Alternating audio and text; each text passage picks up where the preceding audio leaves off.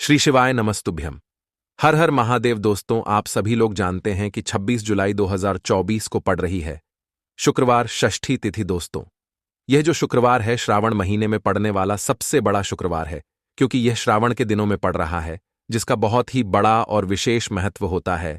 और ऐसा दिन पूरे साल में सिर्फ एक ही बार आता है।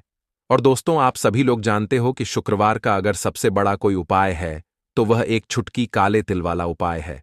तो दोस्तों, इस शुक्रवार की षष्ठी तिथि के दिन आप लोगों को इस एक छुटकी काले तिल वाले उपाय को जरूर करना है। बहुत सारे लोग होंगे जिन लोगों ने इस उपाय को ना किया हो, मतलब पूरा साल निकल गया, उन्होंने किसी भी दिन इस काले तिल वाले उपाय को ना किया हो। पर दोस्तों, आपके पास एक आखिरी मौका बचा हुआ है, जो कि 26 जुलाई के दिन। तो इस दिन आप लोगों को इस वाले उपाय को जरूर कर लेना है।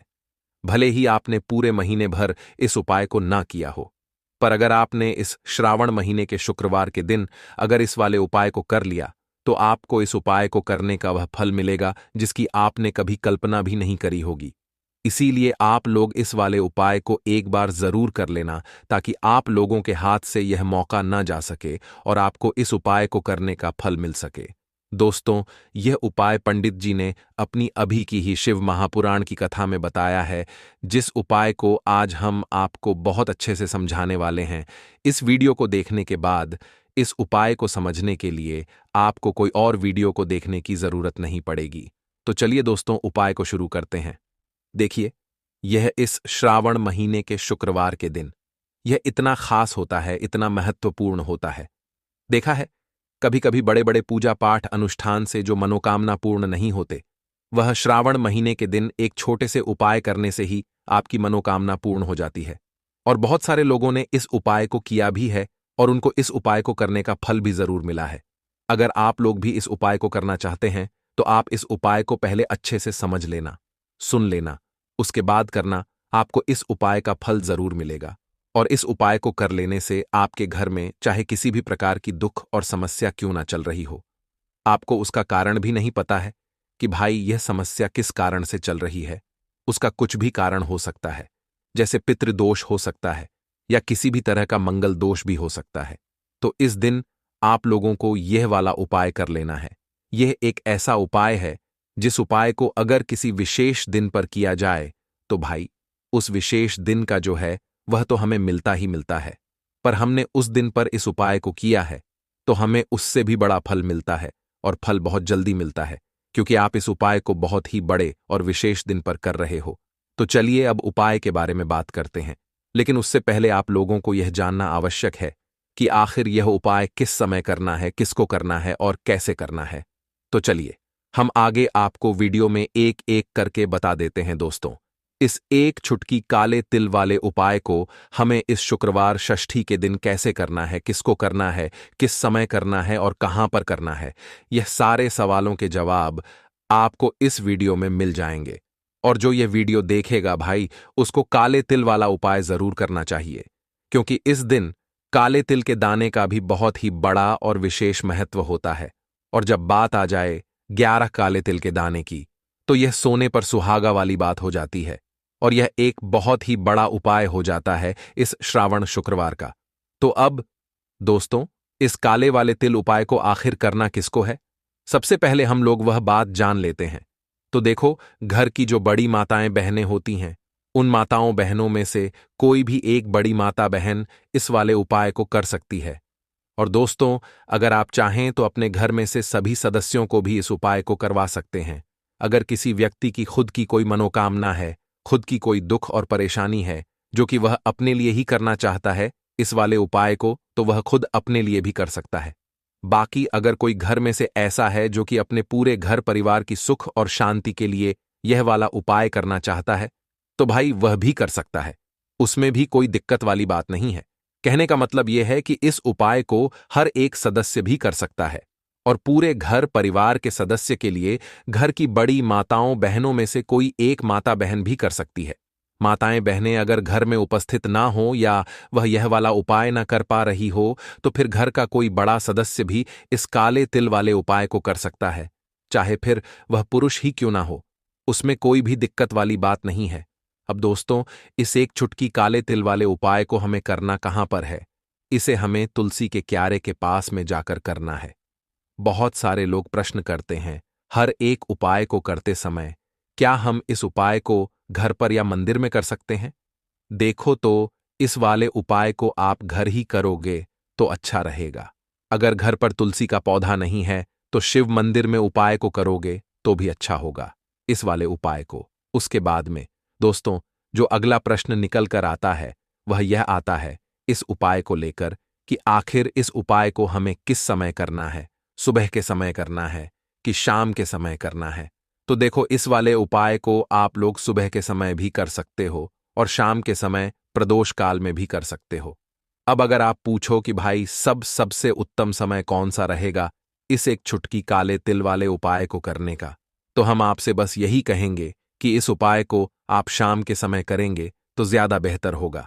बाकी अगर सुबह के समय भी करेंगे तो भी अच्छा होगा, उसमें कोई भी दिक्कत वाली बात नहीं है। तो अब दोस्तों, जो अगली सबसे बड़ी और महत्वपूर्ण बात आती है वह यह आती है कि सुबह अगर हम उपाय को करेंगे तो हमें कितने बजे से लेकर कितने बजे तक के बीच में करना है, और शाम के समय प्रदोष काल में करेंगे तो हमें कितने बजे से लेकर कितने बजे के बीच में करना है। तो देखो, सुबह जितनी जल्दी हो सके आप उपाय को करने की कोशिश करना। बाकी अगर किसी कारणवश लेट भी हो जाओ, थोड़ी देर भी हो जाए, तो 10 या 11 बजे तक भी आप उपाय कर लेना, पर 12 बजे से ज्यादा देरी ना हो, ठीक है? इस बात का ध्यान रखना। उसके बाद में दोस्तों, अगर शाम के समय प्रदोष काल की बात करें, प्रदोष काल का जो समय होता है वह शाम के 6 बजे से शुरू हो जाता है। मतलब शाम के 6 बजे से लेकर 7 बजे के बीच का जो समय होता है, यह समय प्रदोष काल का समय होता है। पर अभी जो मौसम चल रहा है, इस मौसम में जो है शाम बहुत देरी से होती है, तो आप इस उपाय को 7 या 8 बजे के बीच में भी कर सकते हो। मतलब शाम के 6 बजे से रात 8 बजे के बीच में आप कभी भी इस वाले उपाय को कर सकते हो, उसमें कोई भी दिक्कत वाली बात नहीं है। परंतु शुक्रवार के दिन कोशिश करना कि समय के अंतर्गत ही कर लो। किसी कारणवश ना कर पाओ तो थोड़ा देरी से भी कर सकते हो, आपको उपाय का फल जरूर मिलेगा। तो चलिए बात करते हैं हमारे पहले उपाय की। देखिए, इस उपाय के लिए आपको 2 दीपक लेने होंगे। दोनों ही दीपक आप मिट्टी के भी ले सकते हैं और दोनों ही दीपक आप शुद्ध आटा मड़कन के भी तैयार कर सकते हैं। अब दोस्तों, दोनों ही दीपक के अंदर आपको शुद्ध घी का प्रयोग करना होगा और एक दीपक के अंदर आपको गोल रुई की बाती का प्रयोग करना होगा और एक दीपक के अंदर आपको लंबी बाती का प्रयोग करना होगा। लंबी बाती वाले दीपक के अंदर आप मौली वाला जो धागा आता है कलावा का, उसकी बाती का प्रयोग भी आप लंबी पाती वाले दीपक के अंदर कर सकते हैं। देखिए, 2 दीपक वाला यह चमत्कारी उपाय केवल शुक्रवार की रात्रि में ही किया जाता है, इसीलिए आपको इस उपाय को बहुत ही ध्यान से समझना। इसी के साथ में आपको एक चुटकी काले तिल के दाने लेना है और इसी के साथ में आपको मात्र एक चुटकी हल्दी भी लेनी होगी। अब दोस्तों, ये सभी सामग्री लेकर के आपको रात्रि के समय पहुंच जाना है अपने घर में, जहां कहीं भी तुलसी जी का पौधा, तुलसी माता का निवास स्थान है, वहां पर देखिए दोस्तों, सबसे पहले तो आपके पास जो एक गोल बाती का दीपक, उसे आपको तुलसी जी के वहां पर प्रज्वलित करना है। दीपक को प्रज्वलित करते समय आपको ओम नमो भगवते वासुदेवाय नमः इस मंत्र का 11 बार जाप कर लेना है। अब देखिए दोस्तों, आप जो एक चुटकी काले तिल के दाने लेकर के आए हैं, उन्हें आपको अपने सीधे हाथ में रखना है और जो आपने गोल बाती वाला दीपक प्रज्वलित किया है माता तुलसी जी के वहां पर, उसके ऊपर से आपको इन एक चुटकी काले तिल को गड्डी की दिशा में घुमाना है। आपको अपना नाम और अपनी गोत्र को बोल देना है और फिर आपको इन काले तिल को उससे जलते हुए दीपक के अंदर डाल देने हैं। देखिए, काले तिल भगवान विष्णु के पसीने से उत्पन्न हुए हैं और जब भी हम यह दीपक की रात्रि में प्रज्वलित करते हैं तो इससे हमें हमारे कर्ज में राहत मिलती है, हमारे जीवन में धन प्राप्ति के नए नए मार्ग खुलते हैं, हमारा अगर कोई भी कार्य रुका हुआ है तो वह भी परिपूर्ण होता है। देखिए, गोल बाती का जो दीपक है, विशेषकर हम माता तुलसी के वहां पर भगवान विष्णु और माता लक्ष्मी के निमित्त प्रज्वलित कर रहे हैं। इस प्रकार से आपको यह दीपक प्रज्वलित कर देना है। अब जो आपके पास लंबी बाती का दीपक है, एक चुटकी हल्दी है, तो इससे आपको लेकर के पहुंचना है अपने घर के मंदिर में। आपके घर के मंदिर में माता लक्ष्मी की जो भी प्रतिमा ही मूर्ति है, उनके सामने सबसे पहले तो आपको यह लंबी बाती का दीपक रखना है, फिर आपको दीपक को प्रज्वलित कर देना है। दीपक को प्रज्वलित करते समय आपको ओम महालक्ष्मी नमः इस मंत्र का जाप करते रहना है। अब दोस्तों, आपके पास जो एक चुटकी हल्दी है, उसे आपको अपने सीधे हाथ में रखना है और इस एक चुटकी हल्दी को आपको उस दीपक के ऊपर से 11 बार महालक्ष्मी नमः मंत्र का जाप करते रहना है और इस एक चुटकी हल्दी को आपको उस दीपक के अंदर डाल देना है। देखिए, एक चुटकी हल्दी वाला जो दीपक है आपके जीवन से दुर्भाग्य को समाप्त करता है, माता लक्ष्मी की आपको कृपा प्राप्त करवाएगा, धन प्राप्ति के आपके जीवन में नए नए मार्ग बनाएगा। देखो, अगला उपाय है, वह भी बहुत ज्यादा खास है। तीनों उपाय को आप जरूर सुनना, क्योंकि जो आपको अच्छा लगे वह उपाय आप कर सकते हैं।